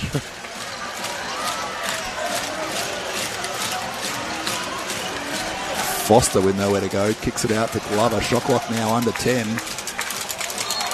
And that's an illegal screen from Hunter Goodrick. Unnecessary. Shea Illy knows what to do there. Well, yeah, you're right. I mean, he wasn't moving, and it was a great screen, got the angle right, and then for some strange reason just decided to lean in a little further and lay his little extra heavy contact. Down 13 late in the third. Costly turnover. Jensen Bradke back out there. As Ingles gets to that left hand, trademark move all the way to the bucket. And makes it look easy. He just works the angles. Ingles. Don't say that too quickly. You'll twist your tongue around, but just knows how to slice his way to the cup off those dribble handoffs. Glover from very deep. Aduro cleans it up. And the struggles from deep continue for the Phoenix. Ooh, Ingles. It was a good read. Yeah. Another Lobbed good it read. over the top to Aduro, and that foul went against Daniel Foster. Again off the DHO, and he gets the rescreen from Aduro. The defense that time commits to Ingles, so he has the roll man over the top. It's going to be a real threat that Melbourne has in their kit bag all season. Get to the second side of the offense, and you'll have Ingles as a playmaker, making things happen.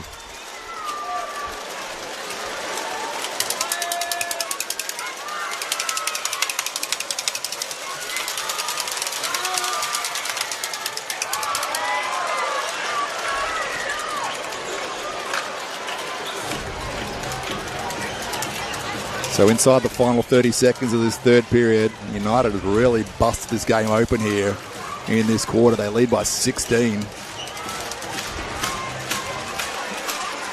It's 27-13 here in this third period. Glover. Goodrick. Lefty three. Pure. Glover steals it from the corner. Good.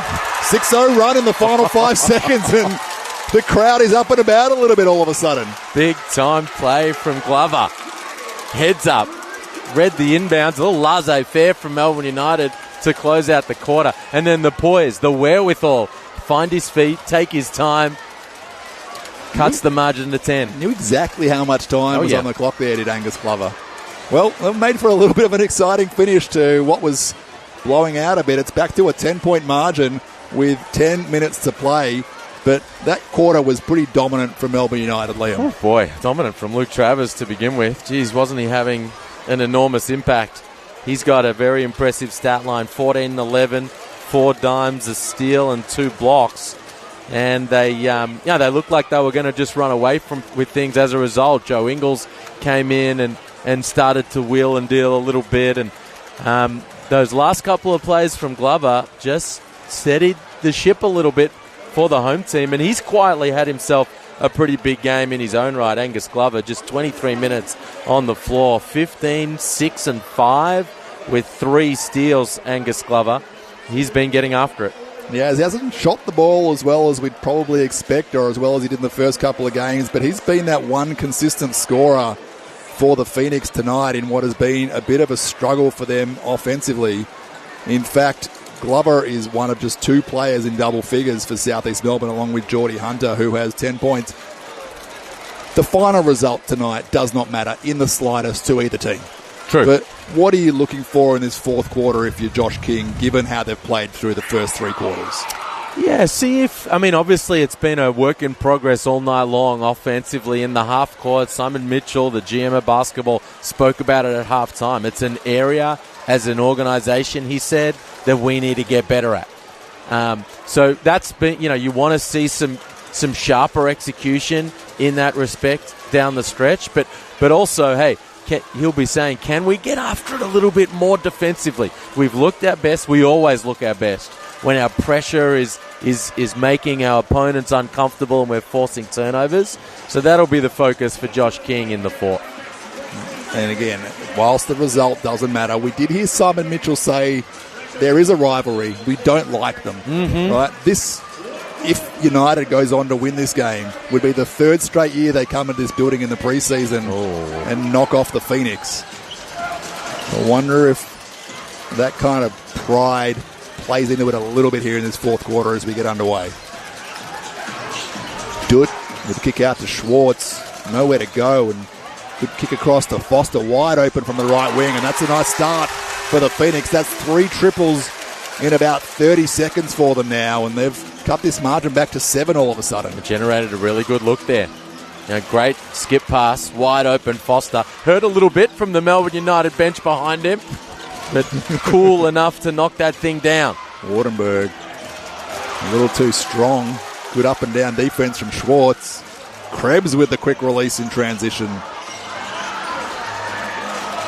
United come the other way. Here's Illy. Ingles gives up a good shot for a better one for his teammate Chris Golding. Can't get it to go, and Aduro cleans it up though. Golding putting the moves on Geordie Hunter. And that Aduro follow will be waved away. I think we've got a late call against Geordie Hunter. It's going to be 2 shots for Chris Golding. You like that little crossover? Yeah, I didn't mind it. Just reminding everyone he's still got that in his bag of tricks. Oh, yeah, the mismatch, and he took advantage, Chris Golding. Shook Geordie Hunter out of his boots and drew the foul. Hunter is talking incredulously to the officials. Doesn't think he made any contact. 37 years old, Chris Golding. He'll be 38 in October. It's still got a lot left to give, and I think he's going to remind people about that this season. Well, he's not the oldest guy on the roster. That's got to feel pretty good. It's not. For the first time in a while.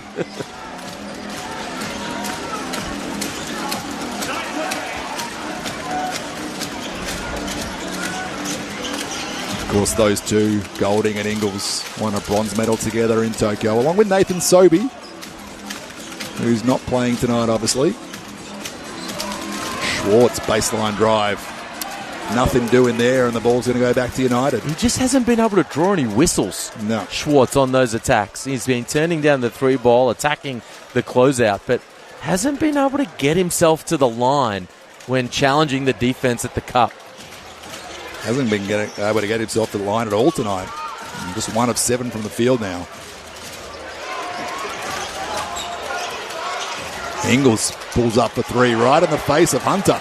He tells him all about it too.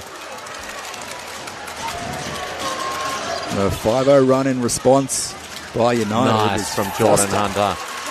Hunter as the roll man, the Gortat screen, and Foster right to the rim. Much needed bucket there for the Phoenix just to stay in check. Wardenberg fakes the handoff, now goes to work down low against Schwartz, gets to that fadeaway. A little strong. And the Phoenix come up with the stop.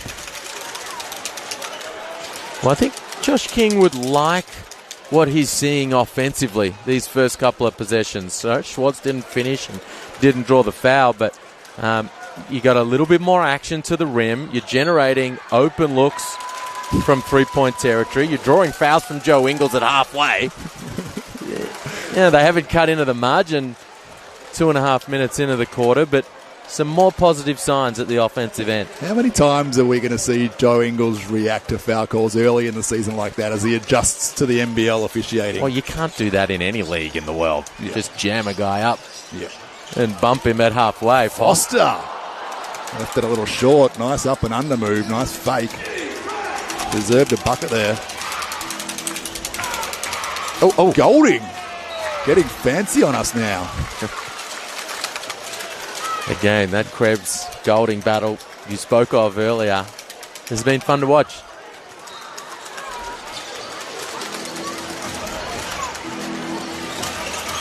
Ingles finds Aduro and good action.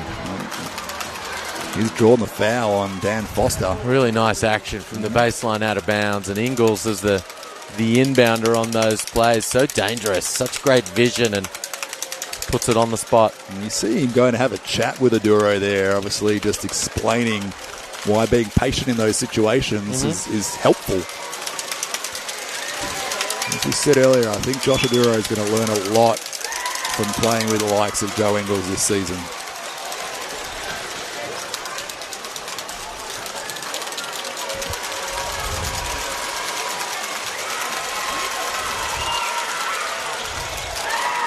Two for two for Aduro. Margin's back out to 12.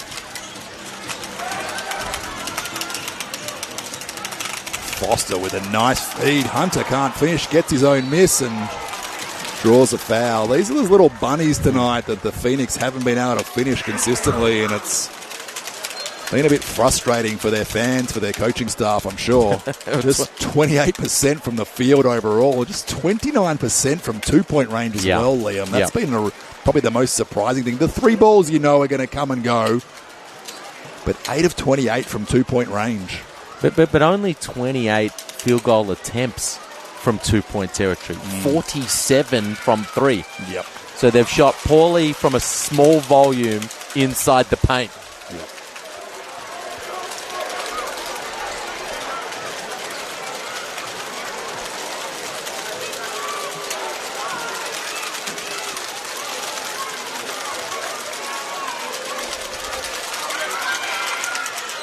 Hunter makes both.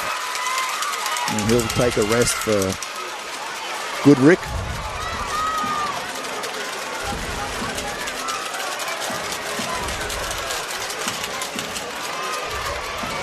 Phoenix doing well to deny the inbound. They have to go all the way back to Golding.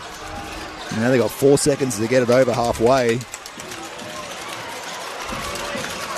Ingles now. So patient, Joe Ingles. Calls for the screen from Maduro and then finds Illy wide open underneath for the easy layup. Just a bit of a defensive breakdown there, and Dan Foster puts up his hand to apologise to the bench.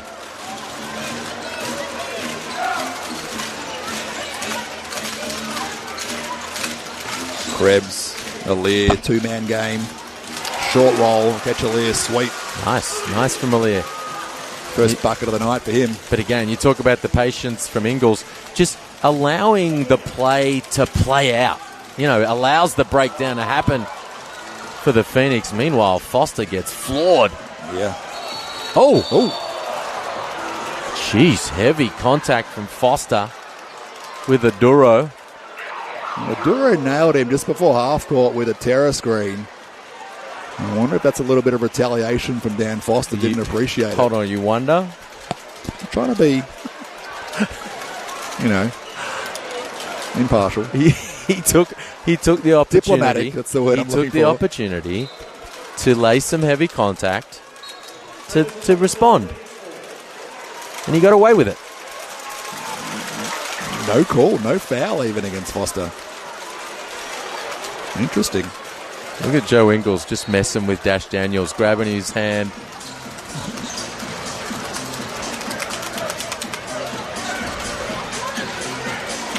And they go under on the screen, and Daniels makes them pay. And he's made his last two in a row now as Dash. Back to a 7-point margin. So the Phoenix hanging around, Liam. Ingles caught on 1 foot and hopped, and has he done something? He's walking a little gingerly. Jeez. I hope that's nothing serious.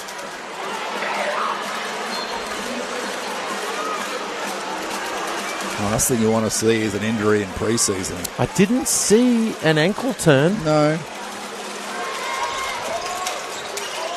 Maybe just a little cramping or something. That's a concern. He actually just tried to walk out the emergency exit door to the car park, having checked out of the game. Daniels, meanwhile, attacking against Golding, and nice finish from Dash Daniels. 10 points now for Daniels, becomes the third Phoenix player in a double figures. And we're back to a two-possession game. D'Angelo just flips it up and in. Christian D'Angelo now is 7 points. Daniels thought about it, and now he will. That one's He's a tad too strong. Well, that's a concern for Joe Ingles. He's standing up the back there, having checked out of the game. Golding turns the corner and goes nowhere.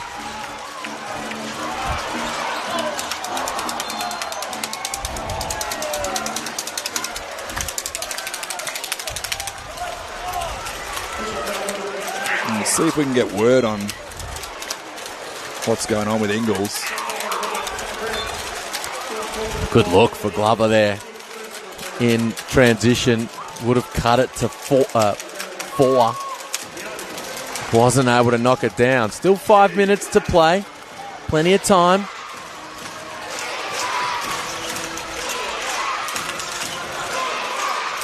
He's Golding right in the face of Daniels. Oh, wow. That is pure. That is tough. Tough from Chris Golding. From deep.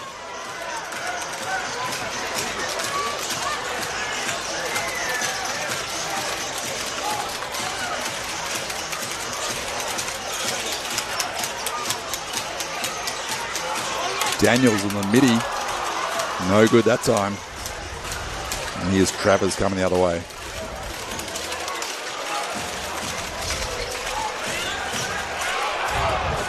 Krizlovic.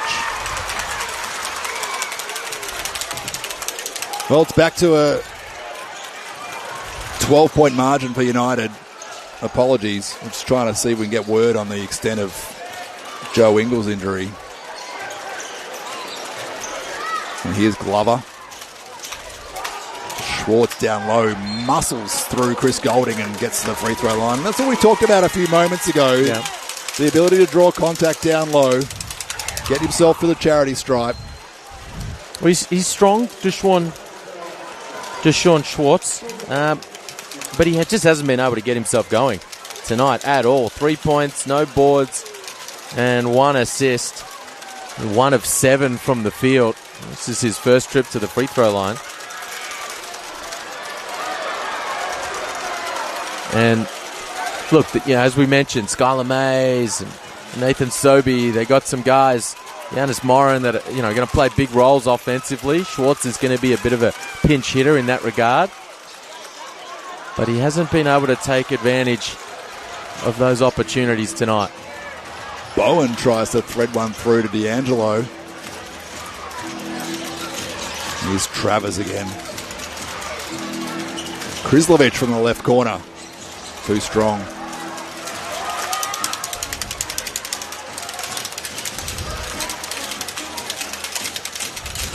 Phoenix with just over 3 minutes left. If they're going to make something of this game, it's going to have to be pretty quick as Schwartz can't connect.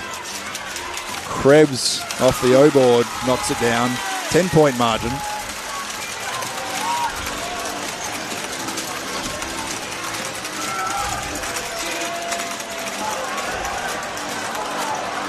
D'Angelo and Krebs in a battle, and Krebs comes away with it. Here's Daniels, gets that float game. Glover with a huge O-board. Oh, wow. That's going to be a goaltender. I thought that was illegal. Krizlovic knocked it off the rim off Glover's O-board. Well, and Josh Durant's calling that a goaltend. We've got a funky kind of angle on that one from where we are, but it has to be in the cylinder.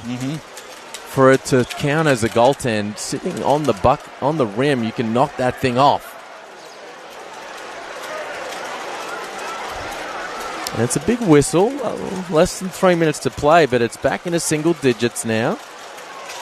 South East Melbourne just hanging around. Haven't thrown the towel in just yet. Here's Travers, turns the corner. Ball slapped away. Oh, Bowen may have got away with a walk there and gets all the way to the cup and draws a foul. And Geordie Hunter, those are the fouls that are a little frustrating, I think, with Hunter. And that's going to be his 4th. Well, frustrating 4 as well.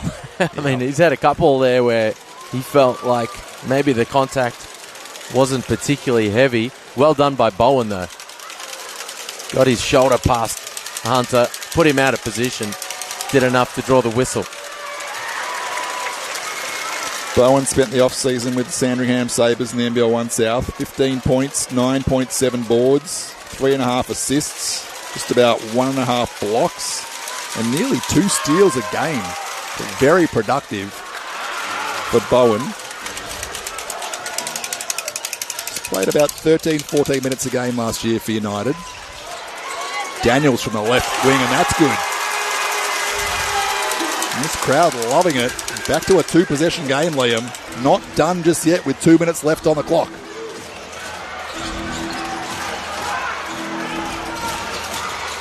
Illy. Wardenberg. And Schwartz cleans it up for the Phoenix.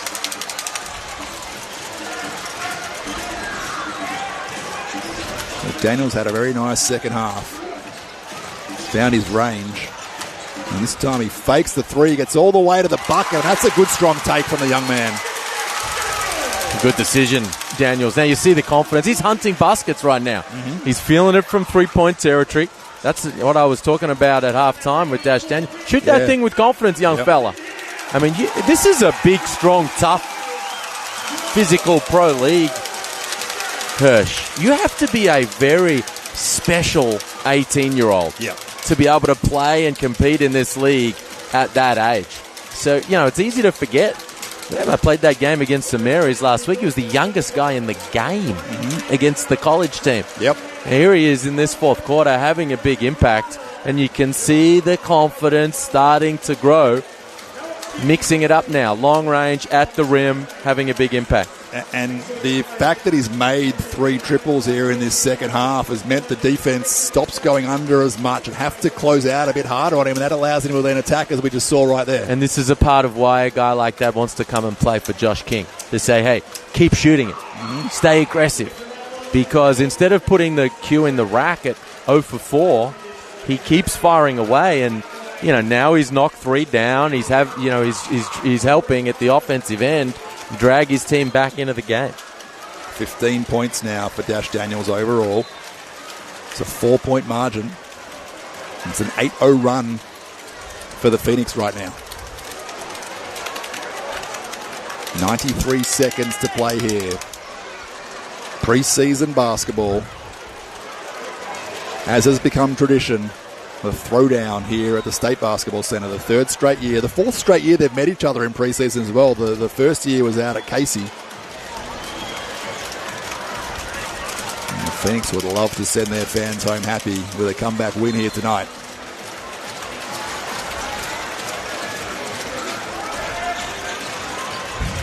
Travers can't quite catch it. Wilson from the left corner. And Glover skies in high for the board. And looks to push the other way for the Phoenix. Pulls up straight away. Illy May got a piece. Goodrick trying to come up with the O-board but couldn't quite control it. Glover asking the question if he was fouled. He thought there was a little bit of contact with his legs down low from Shea Illy. Well, he's heated, Glover. Does get heated from time to time, Angus Glover, but he's hot right now. I did feel like they could have got something better offensively there. Down 4 early in the shot clock. Illy somehow works his way through but can't get it to go, and the Phoenix back running the other way now. Schwartz kicks it back to Glover, and that one's good. Oh my. 1-point game. Oh my. The confidence of the young man. Never lacking. And all of a sudden this crowd is up and about.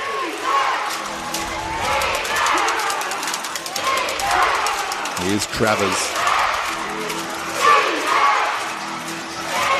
Nowhere to go. Good defense from Goodrick, and the Phoenix out running again. Glover. Daniels back to Glover. Lets it fly for the lead. He's got it. Oh my. He's got it. 2 straight triples for Angus Glover, and the Phoenix are back in front. 89-87. They've barely led all night. And the crowd is up and about now with defense chance. Aduro down low, working on Deshaun Schwartz. Can't connect. Wardenberg can't bring it in. This crowd's electric as Krebs is fouled. 12 seconds left. United forced to foul. Wow. Oh, my. Wow. Geez, a hot little minute ago, this was a 10-point lead to Melbourne United. Incredible comeback. Angus Glover's gone berserk. 23 points now for Glover. Huge couple of hits.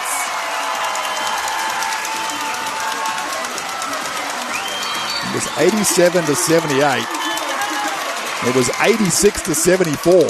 So it's a 15-1 run to the Phoenix. Outrageous. Wow. And the home fans in the heartland are loving life. Now, as you mentioned, Hershey, it's preseason, a result doesn't matter, sure. Okay, but a rivalry game, crosstown, there's a little extra element to it. And you also asked, well, what does Josh King want to see from his team in this fourth quarter? Whatever it was, I think he's seen it. Yeah, absolutely. Krebs, good on the first. This second one's big. It would make it a two-possession game.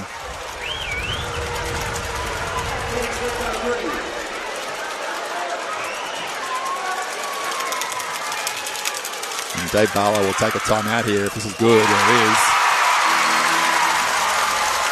So down by 4. Probably not what we saw happening. And what's the run now? The run is now 17 to 1. Across. It was 86 to 74 with. Let me just find that again, excuse me. 86-74 with 3:05 to go. So in less than 3 minutes, it's a 17-1 run. Wild. Angus Glover. Jeez. You just love to have Angus Glover's confidence, right? In your day-to-day, in everything you go about doing at any stage of your life. I mean, he just feels like the next one is going down at all times.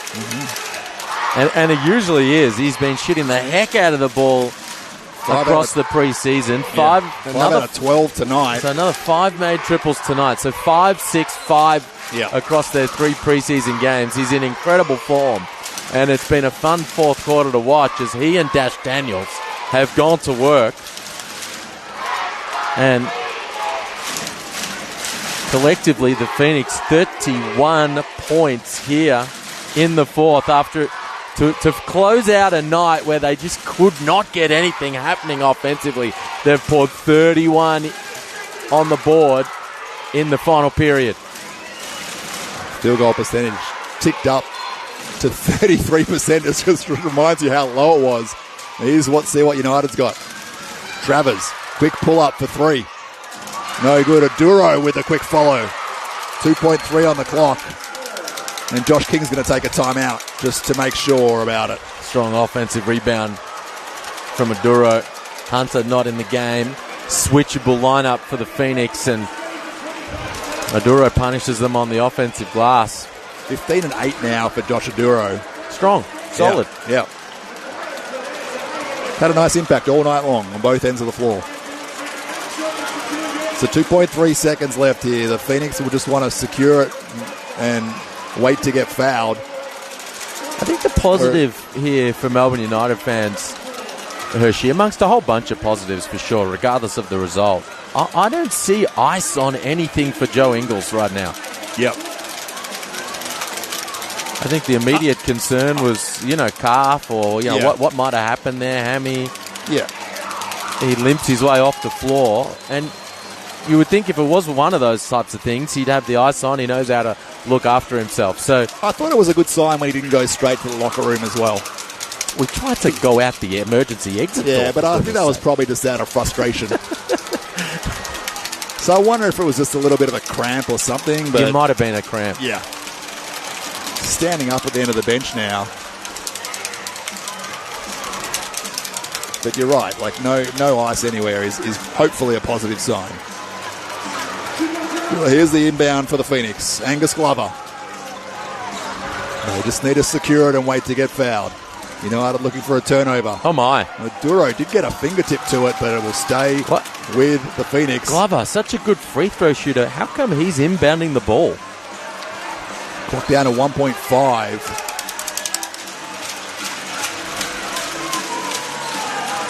And Travers able to pick it off, but time runs out before he can shoot it, and that will be it for us, folks.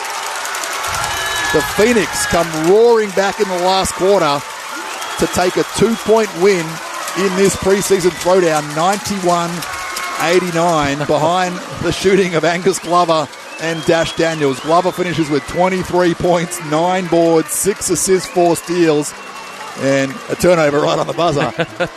Oh, that was a wild game. Yeah, that was a lot of fun. We spoke pre-game, Tom, about how we've seen so many close ones in these preseason throwdowns, and for a lot of that one, it didn't look like it was going to be that way. Melbourne United controlling proceedings for much of the night, and up 10, more than 10. 3 minutes to go, and really should have just closed that thing out. But high energy from the Phoenix, never gave up, continued to press. Daniels was big, Glover was big, and they got themselves a home preseason win. And whilst there might be a heated rivalry, there's also a real mutual respect between these two clubs, and these players know each other pretty well. Of course, Daniels and Krebs moving over from United to the Phoenix this off-season. But that was just a good preseason hit out. And if you like what you saw, there is still one more game here at the State Basketball Centre. If you're a South East Melbourne fan, this coming Thursday night, the 27th of August, they're going to take on the Cairns Taipans right back here at the State Basketball Centre. If you want tickets, you can get them right now via Access. Head to the Phoenix website for the links, for all the info about that one. And of course, if you like what you saw here, don't forget that the Phoenix are back for the NBL regular season in late September, and they are going to relight the fire pit against Melbourne United again. The throwdown on September 24th at John Cain Arena. Mm-hmm. It is the night before the AFL Grand Final holiday, so a good one to take the kids to. Nice. Again, tickets for all the games at John Cain Arena. A little bit of change this year. Move from Ticketek over to Access. That's the new ticketing partner for all the games, both for United and Phoenix home games. So, again, keep an eye on the socials for all the latest updates on how to get those tickets. But that's September 24th at John Cain Arena. And, of course, if you're in Victoria, don't forget the NBL Blitz is taking place in Bendigo the week after next, September 2nd to 6th. Every team will be there, all 10 teams in action. So you can get all around that. You can get down and watch it in person. You can catch all the games live as well.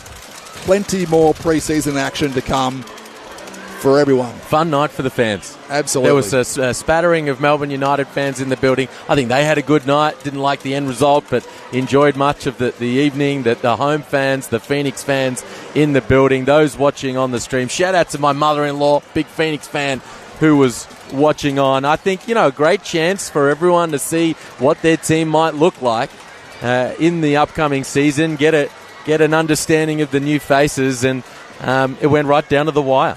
Sure did. Well, that was a lot of fun. And Liam, thank you so much for jumping back in the commentary chair for this cameo tonight. It was great to sit alongside you and call this one. And as I said, if you want to come back to another game Thursday night back here against the Cairns Taipans, you can catch that one live streamed as well. There's plenty more preseason action. Head to nbl.com.au for all the schedules. Every game's live streamed. And I think that's probably going to do it for us here tonight. Well called, Hershey. Fun night at the SBC. Congratulations to the Phoenix for their fourth quarter furious rally, and fun one for Melbourne United as well. Good hit out.